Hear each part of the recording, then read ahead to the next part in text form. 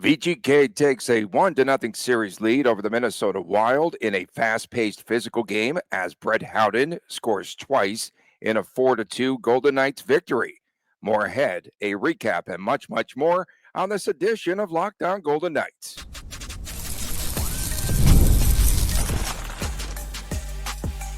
You're Locked On Golden Knights, your daily podcast on the Vegas Golden Knights, part of the Locked On Podcast Network, your team every day. Well, hi again, everyone. The start of a new week. Tony Cardasco, longtime sportscaster, marketing consultant, and the host of the new Believe in Vegas podcast. He is Chris Golick, one of the Silver State Cards and Sports sports owners, along with the Employee of the Year and the collectibles editor of the Hockey News. Thanks for making us your first listen. I had no idea either. Thanks for making us your first listen every day. Please subscribe to our Locked On Golden Knights YouTube channel. Ahead on today's show, I'm long time excited for this moment. That is none other than Tomas Hertl. And how much better can VGK get? So first of all, WrestleMania. A recap? WrestleMania. Amazing. Top 3 experiences as far as entertainment for me in my life. It was remarkable. It was awesome. I just at a loss for words to explain what it was like being there for that. Okay. You were not at a loss for words with the tweet that you sent out about no fans in front of T-Mobile Arena and all that confusion. Time to clear that up, Golick. I thought it was something that the fans enjoyed. It wasn't there, so I put it out there. And what is it? What did you say? I think half the people thought the tweet was like, "Oh my God, there's no one outside. Why is no one outside there?" I think that was what part of it was, and that was not the case at all. Maybe I could have worded it better, but at the end of the day, it was simply because me and my son, we take our second period walk every single game. Worked out well for the Golden Knights. They got a power play goal while we were on our walk. And part of it is standing outside on that deck because there's usually not a lot of people out there smoking and stuff like that. And we watch the game from outside. We watch that big screen down there during the playoffs. It's fun. There's usually 1,000 or so fans out there. Right. As the playoffs progress, more and more people are out there. It creates a really fun and cool environment. And they weren't doing it. So I said, hey, this is unfortunate. They're not doing it. And people just, I was, the block camera came out last night. I blocked nobody, but the block camera came out a couple times because I was fed up with the crap. But, it's all good. All right, let's talk hockey now. Okay, remember in 2017, I just have another point to make. 2017, when Foley locked the fans out of the arena, he failed to open up T-Mobile Arena, and the fans watched the playoffs in 110-degree temperatures outside. There was one game where they did open it up because it was really hot, but I know what you're talking about. Remember? Yeah, it's too much to open that up. Okay, I was thinking that VGK's depth could turn out to be the difference in this series after Game 1 on Sunday, as it was played especially early on at a really fast pace. It was physical as well. And Bruce Cassidy told us before the start of game number 1 that he feels VGK could wear down an opponent the later it gets into a series. So did VGK gain any sort of advantage last night in game 1 and after game 1 with the style of hockey that they played, the Golden Knights, with a 4-2 victory on American Easter? American Easter. Did they get good scheduling, NHL? I will say it was actually very smooth driving. We had a family function at Centennial and then drove down for the game. I allowed extra time thinking it was going to be a nightmare. It was actually the best traffic I've had in a long time getting to a game, and getting out was nice too. So I guess start by crediting, I'm not sure if Metro gets the credit or however it needs to be put out there, but getting around last night, which was looked on to be a possible traffic nightmare, give Vegas credit and however that happened. So credit needs to be offered there before we start.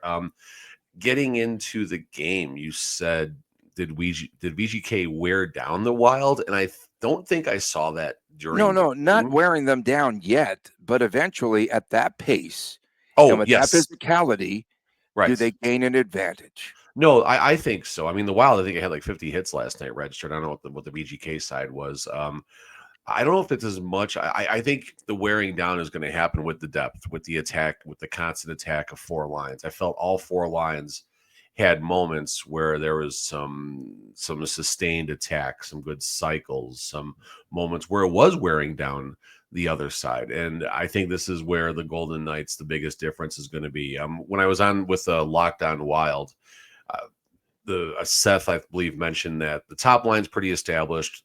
The Wild's fourth line is pretty established. The middle six is where the questions come in. And I think you kind of saw that a little bit on display. If it wasn't for Matt Boldy and, Kirill Kaprizov, I think, and Joel Eriksson for that matter, I think we're talking, a much different outcome of that game. You take any superstars away, it's going to be more difficult, sure. But the Wild had one line that was attacking, where the Golden Knights had all four lines getting moments. Although, according to a natural stat trick that shows the high danger chances, it was 14-10 in favor of the Minnesota Wild. And I don't know if the eye test supported that, but No, not at all. Brett Howden, a couple of goals. The first one on a missed assignment by Zach Bogosian. Oh my gosh, he just got hung out in space. He goes towards whoever it was in the middle of the rush, and then he leaves the wing wide open for Howden with an open lane in. The second, the empty netter heard round the world. Either a bad beat or puck luck for bettors, as the over of 5.5 hits, and VGK minus on the puck line, 1.5 goals. The puck clearing the goal line, less than a tenth of a second left. Howden also wiped out a linesman last night. Brian Pinchich, who was he actually the backup linesman came in, but this is when I turned off State Run, because they had announced that Pancic came back into the game, and it was actually the alternate linesman who came in. And then I tweeted out, he's back in the game. You said, no, it's the alternate guy. And then I go, yeah, that's not the same dude. All right, back to ESPN with all their mispronunciations. I don't know if Eric Rabbers was trolling me or not, but he said the official was from the Q or something like that. I feel like that might have been a troll job. I think he was from the Q. If it's not a troll job, it's funny. If he's from the Q, it's even funnier. The Brett Howden situation, unfortunate. He's trying to use his body and his hands to get the puck and basically decks the ref against the liney against the glass, and dude was dazed, knocked out pretty much. Unfortunate. You never want to see that happen. And there's a couple of contingency plans when that happens. In this case, the other official was pretty much ready in the dressing room, it seemed like, or got ready very, very quickly. But in a situation like that, they can run with basically three officials on the ice. One of the referees would act as a line and cover the deep line and stuff like that. So unfortunate. Good. Hopefully the other official is going to be all right. And a note that I just had is you had VGK's different types of abilities to score on display. All right. Tomas Hertl, good hardworking goal. Picks the pocket of Brock Faber. I tweeted Brock Faber, welcome to playoff hockey. Someone corrected me and said he'd already played six playoff games. So I said he hasn't learned much in those 6 playoff games. So credit Hertl for that was a good chirp. Credit Hertl for a good hardworking goal to start. Second goal of the game is the transition. VGK transition game is killer, although the Wild actually won that battle. But the VGK transition game is killer. You talked about the blown assignment and everything, and credit Brett Howden for coming in with speed and finding the corner. And then the last goal, power play goal. All 3 ways the Golden Knights can kill you. And then the empty netter at the end, Shea Theodore's significant other is going to be upset, but we actually had left with about like 90 seconds left or 2 minutes left. So I didn't even know the score was 4-2 until I got home, and I saw someone talking about it in some chat that I'm in. I'm like, oh, cool. On Shea Theodore. William Karlsson, hold on, I got one more for you. William Karlsson almost found a new way to score an empty net goal without even scoring. So he was penalized. They couldn't have counted that as a goal. So the rule is, I'm giving Matthew Boldy his flowers there. I went bananas. I started throwing things. I'm like, this is the greatest trip of all time. Rule 57.4 awarded goal. What? Shut up, Tony. If when the opposing goalkeeper has been removed from the ice, a player in control of the puck, or who could have obtained possession and control of the puck in the neutral or attacking zone is tripped or otherwise fouled with no opposition between him and the opposing goal, thus preventing a reasonable scoring opportunity, the referee shall immediately stop play and award a goal to the attacking player. So one of two things happened in the William Karlsson situation. One, he wasn't across the red line. It says attack neutral. It says neutral or attacking zone. So it doesn't have to be across the red line, anywhere in the neutral zone. Okay. But the other part of that rule is if there's a player between Karlsson and the goal. And I think there was, not necessarily on the track, but there was a couple players that were ahead of Karlsson on the play. So that's why it didn't happen. But if Good. Karlsson would have scored an empty netter without even being in the nets, that would have been awesome for Tony. Yeah, that would have been just great. Todd Larikos, one of our followers, said that almost looked on purpose to prevent the empty netter, a scheduled trip, if you will. It was a scheduled trip. That's good. That's classic. The Wild, the scheduled loss, the scheduled trip. That was a scheduled win last night over the Wild Cards, who got 2 goals from Matthew Boldy. So Bruce Cassidy is giving us a preview of the matchup. He mentions Kirill Kaprizov. He mentions Joel Eriksson, but he doesn't mention Boldy when he was assessing the Wild. So take that, Bruce. Every once in a while, we got to keep him in check. And then also, we were warning you, and of course, this is playoff hockey. It sounds standard anyway. Stay out of the stinking penalty box. Pavel Dorofeyev with the goal there on the power play, 5 seconds into the power play unit. And Mark Messier really pointed out that goal should have been wiped off. There was a penalty. Messier showed us the replay, the highlight, a trip by Tomas Hertl in the faceoff circle. Interference, but interference. It was a trip. We saw it. Okay, it was plain as day. Defender falls down. There's a wide open Dorofeyev, as they called him. Washuzin is one of the best. Dorofeyev. I'm like, who scored the goal? I don't know who Dorofeyev is. John Hines felt that there was interference. He was right. Hertl also on a screen. Yeah, it should have been wiped off. It should have been. I mean, the officiating, I thought was not good. It was mid.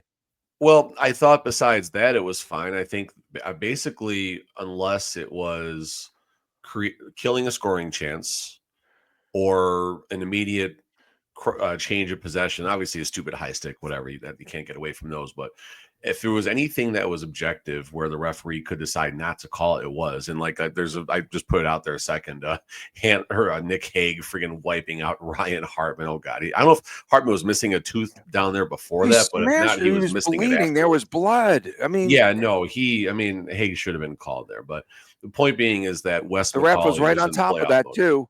When you take a look at that, there's a ref right there. Oh yeah, no, there was, and actually the back ref probably has the better view of that because the other refs keeping a closer eye on the puck. But either way, it's there was a few on both sides where there was some stuff that happened where it was after the play, or maybe a little more of a check that didn't need to be finished like that. So Wes McCauley, I don't know who the partner was, but Wes McCauley made a decision. It's playoff hockey; they're going to decide on the ice who's going to win this game. Yeah. And this is something where an argument should be made where you should have, and I don't know if Ken from Sinbin or Jesse Granger has been leading the charge about this, but you should have this, and it could even be State Run that said this too, to be completely fair. I don't know. But you should have the same set of at least referees, if not the entire crew, for an entire playoff, because what's going to happen game 2 is you might get another ref that comes in now where the standard of a penalty is a little bit different. And I'm not saying the ref's a bad ref, and I'm not saying Wes McCauley called a bad game either. But you're going to get a different perspective of things. Probably a few more penalties called that would not have been called in game 1. And that'll piss off both sides. That'll piss off both sides because the standard's been set. It's playoff hockey, unless it's very egregious, although Nicholas Hague doesn't fall into that apparently. But unless it's extremely egregious, it's not going to be called, or if it kills a scoring chance. Now someone else is going to come in game 2, probably call a couple more penalties. It's going to throw both teams off. So I think this is where the NHL should consider keeping the same officials for an entire round and let teams adjust off the officials instead of the officials adjusting to the teams, if that makes sense. Callahan called Hague Hag. At least they did not broadcast this game from someone's mom's basement. I heard about that. What the heck? I mean, like, what are we doing? That was TNT, right? Yeah, and they even had tweeted out we will be live on site for all the broadcast. And then I'm like, this is not live. It sounds like me in the basement right now. That's not good. VGK needs to finish off these breakaways as the series progresses. Both Saad and Eichel had a mid game. He was near 50-50. the bottom. He was near the bottom of the hockey stat card last night, and neither one of them could put the puck on net. Oh, here we go again. This is playoff hockey. Opponents of VGK, please do not get caught up in a line change, for crying out loud. It's the only team that happens against. VGK Oh, it always gets happens they're everywhere. always the beneficiaries of line changes in the stinking playoffs. On the run of the cup, what was it, 2 or 3 times? Rigged. It's I don't know. absolutely Last rigged. thing, last note on my side of this here is you Aiden saw Hill? You don't want to talk about Aiden Hill's Hill? great. The Hill, I mean, Okay. Hill is a career .935 save percentage in the playoffs, and I mean, it was on display last night. Calm, confidence, cool, calm, and collected last night. Aiden Hill was, and if Aiden Hill keeps on doing this, it will be a deep run for the Vegas Golden Knights again. But no, And the other note that I Schmidt had, was the I backup. expected Aiden. Schmidt was the backup last night, not Samsonov. And Samsonov you know was what? not. I haven't seen any information as to why. Is Right. Samsonov injured, or was this a choice? Because I was very critical that it would be Samsonov. And if Coach Cassidy and Sean Burke, more or less, decided that they went to Schmid because of performance, not injury, I'll eat my words. I'll tell you I'm completely wrong about that. I was told everyone it's Samsonov. I'll gladly take a punch if I'm wrong on that. But my last note, real fast, we're going crazy long, was Pietrangelo and Noah Hannafin haven't really been practicing together, been on separate pairs, and I think Coach Cassidy mentioned one of the assistants in the pregame suggested, "Hey, no, let's get these guys back together, get that top line under control." And so yeah, that's Hannafin and Pietrangelo. That's Bruce Cassidy's ride or die. Those two are going to be together come hell or high water. And Petro last night hung out to dry on that first goal. Absolutely. Pietrangelo was 3rd overall in the hockey stat card, so he did something on the back door. Yeah, that's rigged too. On the top Coming side. up next, we talk about Tomas Hertl's play and much, much more as we continue on this Monday edition of Locked On Golden Knights. The Stanley Cup playoffs are here, and if you've never been to a live NHL playoff game, it's unlike anything else. The intensity, the speed, the energy in the building, it is next level. And thanks to Gametime, getting in the door is easier and more affordable than ever. Gametime, the fastest way to grab playoff tickets, even those must-see matchups, you got to check it out. Prices actually drop as the puck drops, as it starts to get closer to the opening faceoff. And with last-minute deals, you can save up to 60%. The things that we really like about Gametime: priority last-minute deals. Save up to 60% off, as we mentioned, buying last minute for sports, for concerts, for comedy, and for theater, and much, much more. They're all in pricing. It shows the total cost up front, no surprise fees at checkout. The app even shows you panoramic seat views, so you know exactly what you are getting before you buy. And with Gametime's ticket coverage, I know that I am protected, whether it's cancellation protection, job loss assurance. That is something that no one offers, or their 24-hour return guarantee. So take the guesswork out of buying tickets with Gametime. Download the Gametime app today, create an account, use the promo code LOCKEDONNHL for $20 off of your first purchase. Terms apply. Again, that is the promo code LOCKEDONNHL for $20 off. Download the Gametime app today. Last minute tickets, lowest price guaranteed. Gametime.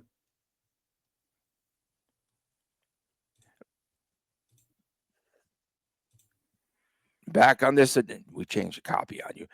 Back on this edition of Lockdown Golden Knights, Tony Cardasco, and the man that photobombed the Wags photo last night in front of T-Mobile. That's an annual tradition. Who did? Was that you? No, that wasn't you photobombing them. Somebody did. Thanks for making us your first listen. I'm sure a lot of first timers are out there. Thank you so much. We appreciate you. Make sure that you definitely subscribe to our Lockdown Golden Knights YouTube channel. So I realized that Tomas Hertl didn't even make the last trip to Minnesota. Not that that matters anything, but Hertl, he scores the goal to open the scoring. And to me, that was so reminiscent, Chris, of the goal that he scored in game 1 at Dallas last year, where he wins the opening faceoff, rushes the net, and scores the goal, right? Wasn't that in that instance? Wasn't that game? Tell me I'm not Mark crazy. Stone got the tip in that one, but I know what you're talking about. Okay. No. He scored a goal. I know.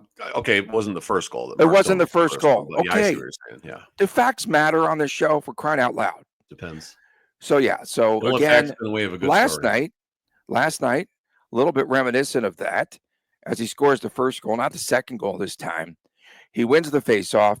He scores that goal. There was no space there on the short side of the net, top shelf, absolutely no room, and he puts the puck over Philip Gustafsson. I thought that was one of the best goals I've seen Hertl score, to be honest with you. And he had a fight to get a second opportunity after he wins the faceoff. That's it. I mean, we're talking someone with 70 games of playoff experience and 45 points in those 70 games of playoff experience. So he knows what it takes. I mean, yes, he didn't win a Stanley Cup, fine, but he knows. And then the Sharks didn't win a Stanley Cup because Tomas Hertl wasn't a good player. Well, and I got the darkness setting in on your side. No fog, you got darkness right now. Hello, darkness, my old friend. Sunfield. So Hertl knows what it takes to win a series, to win a round, and to win a Stanley Cup. I would argue that as well. And it's the little things that need to be done. And it's the same stuff that I preach when I'm coaching now my 12U team that I'll be starting next week. Same thing I preach when I talk to Chris about hockey or any players about hockey. It doesn't matter if you're squirts, mites, juniors, Quebec, the Q in the Quebec Major Junior Hockey League, the NHL, the AHL, or the what is the league that was Q. in New Orleans? The Federal Prospects, the Federal Prospects Hockey League. It doesn't matter what league it is. You have to do the little things right. And Tomas Hertl, a simple stick lift creates a turnover. A third of a second goes by, and the puck is in the back of the net. It's a 1-0 lead for the Golden Knights. And those little things are the difference between winning a game, a series, and a Stanley Cup. Those little moments right there. And the Golden Knights do them so well. And we both certainly were not necessarily on the Tomas Hertl bandwagon by any means. We didn't like his game last year during the playoffs. We were concerned. At one point, I know I tweeted that I thought the Golden Knights would have been better off keeping Chandler instead of Hertl. And again, a punch I'll gladly take. I couldn't have been more wrong about that because and I'm not knocking Stevenson, but what Hertl is bringing to this team is pretty spectacular and pretty special right now. So, again, it's a simple seeing eye circumstance or winning a face-off in a big moment and wiping out a player and not getting called for it. I mean, that's the type of experience that Hertl brings to the table. Yeah. Josh DeBow of the AP, he usually tweets about, I know I'm in the dark. And only the shadow knows. We have to get a new graphic now. I don't know what's going on here. There's always something here. Open the curtain, you vampire. It's wide open. I'm looking into the sun, literally. I should close the curtain during the break. Josh DeBow of the AP, typically he tweets about the Raiders with unbelievable notes and stats. But last night, he said that it was Hertl's first playoff goal at T-Mobile Arena since his double OT shorthanded goal for the Sharks in Game 6 of the 2019 season. That was a weak goal too. That was we were at that game, and again, Shea Theodore's significant other would be. Were there fans outside watching on a TV? Okay, so it's funny you mentioned that, Tony. It was easier to park in the New York garage then. When they allowed you to park in the New York garage, if you had the proper MGM credit card, which they no longer allow you to do, that people can argue about that, and people can drag me for that too, apparently, for defending the fans. But me and Chris were at the game. Now, keep in mind, this is 7 years ago, so we're talking a 4-year-old version of Little Chris, not a 10-year-old version of Little Chris, soon to be 11 now. And we had got about halfway through, a little bit less than halfway through the second OT, and it's like, we're done. Chris is tired. So we left early. Shea Theodore's wife would be upset with us. Fine, so be it. But we did watch the goal because I saw the Golden Knights were on the power play. So we went up to the top of the garage and we watched on the big screen. And the big screen didn't used to be where it is. It used to be on the other side so you could see it when you're on the garage looking Wait, so down. there is a big screen or there isn't? There is a There's big not. screen. They just didn't show the game. They didn't show the game. What was Last on night they didn't that? show the game. Did they show like scenes from someone's basement? No, it was What just was dark. on? It was Nothing. dark. It was as dark as your screen is right Oh now. man, no. But Yeah, going you're back to the absolutely Sharks right. game, the You're Tomas right. Hertl goal, Right. we were on the garage watching it as it happened. All the fans were out there. So there you go right there. But yeah, I mean, Tomas Hertl, yeah, that's first time scoring a T-Mobile for the playoffs in Is 7 that years. crazy? Good Since stat, 2019. or That's an 6 years. unbelievable stat. Yes. Good I'll stat, retweet but that there's going to be a today. few more goals from Tomas Hertl, I think. I This year. didn't want to retweet it last night because Fanboy Media would have stolen it. 45 playoff points, 70 games for Hertl. VGK scored 53 power play goals this season, 14 by Tomas Hertl. And again, due to his net front presence, which was missing for the Golden Knights in last year's playoffs and losing in the first round. Coming up Was next. missing last year. I think they just couldn't find other ways to score. They did score some goals from the net front overall, but Not Mantha. It was Mantha in front. Coming Mantha up next. was healthy scratch, but I think by game 4, Yeah, if I'm not mistaken, or game 3. exactly. I could be wrong. No, So he that was didn't out. work. How much better can VGK get? We talk about that as we return here on this edition of Locked On Golden Knights. Did you know that Fire TV is also an Xbox? That's right. Turn any TV into your gaming and entertainment hub with Fire TV Stick 4K devices. No console is required. Just grab your paired controller, subscribe or sign in to the Xbox Game Pass Ultimate with EA Play included, and you are ready to play. Dive into hundreds of premium titles from EA Sports College Football 25 to Call of Duty, Black Ops, and Avowed. And easily you can stream your favorite shows as well. It's gaming made simple, and it's all on your Fire TV. They do have the latest technology there with Wi-Fi 6, 6E, and auto low latency mode, advanced technology. Fire TV Stick 4K delivers smoother, more responsible gameplay with lightning fast speeds that'll help you to stay competitive. And you can also stream some of your favorite shows and more than 1.5 million movies and TV episodes from your favorite subscribed services like Netflix, Prime Video, Disney Plus, Max, and much, much more. And of course, you can definitely check it out. I am a casual guy and very little gaming experience, but I think that this would be a great option to start playing Xbox for me personally. So head to Amazon.com/Fire TV Locked On to get started today. Xbox Game Pass Ultimate subscription and compatible controller are required. Available on select devices, including Fire TV Stick 4K, second generation, Fire TV Stick 4K Max, first and second generation, and Fire TV Cube, third generation. Fire TV is also an Xbox. To learn more today, go to Amazon.com/Fire TV Locked On.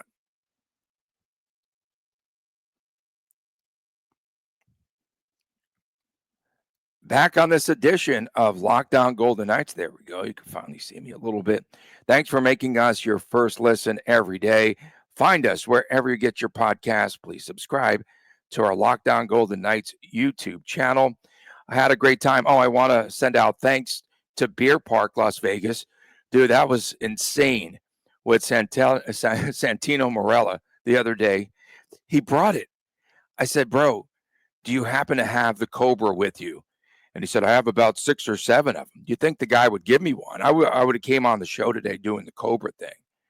And so he just has it out and I go, put that thing on, please. Like the fans want to show us how you utilize this. And then he almost proceeded to hit me in the throat with it when he did that. But fun time. Thanks again to the Beer Park, WWE Mania, crazy contest too with the fans dressed up in costume. Ric Flair lookalike won. He won the coveted belt there, the Beer Park Championship belt. So thanks again to the Beer Park, Las Vegas. Are you telling us VGK didn't play very well last night? Why is this topic up there on the board? Oh, I didn't say that at all. So first period, outside of my officiating observations, and basically, I said this will be a fun series, but can Minnesota keep this up for 15 plus periods of hockey, depending on how long this series lasts? And that's for both sides. I'm not suggesting Golden Knights are going to go 4-1 or at the time get swept or anything like that, or, but the Wild had an okay first period, and really they weren't that bad in the second period. I like the Golden Knights second period a lot. I thought that was the type of period that you need in playoff hockey, where you don't have a lot going. I think they went over 7-8 minutes without generating a shot on goal, but they came out of the period up. They won the period 1-0. They came up in the lead up 2-1 going to the third. I don't think the Golden Knights were anywhere near their max potential yet, though. And the Wild, I think, are going to get a little bit better as the series goes too. But I think the Golden Knights are much farther than their max potential than the Minnesota Wild are. I think the Golden Knights will improve a lot. You'll see the depth get even stronger. And they won a game without seeing Jack Eichel or Mark Stone or Ivan Barbashev lighting the lamp. Or I don't know if any one of them even got a point last night in the game, now that I'm thinking about this. No. So that's a good thing. Where's that's Stoney been? definitely Where's a good Stone thing been? right now. Stone hanging out in front of Sprouts again, taking selfies. Where's he been? He's Stone, been I felt was he's been invisible lately. He got a little bit lost in the game yesterday, which is okay. He did. That's okay. I think the Wild, I think, had an emphasis on shutting down Jack's line, and they did a good job at that. Unfortunately for the Minnesota Wild, the Golden Knights got some depth, then they got that rolling. Tending pretty much playoffs tend to again take teams out of their game, right? They definitely do that. I also saw that stat. Did you know this? I mean, it was Cassidy. Yeah, Cassidy, I think, said it yesterday. All 3 meetings of the regular season, Minnesota was playing as part of back-to-backs. And twice of the 3 games, twice of 3 games, yeah, exactly. Twice of 3 games, VGK was playing back-to-backs against the Wild. So it's good to see 2 teams on even keel, I guess. And now the Golden Knights. Best on best and equal circumstances, absolutely. Right.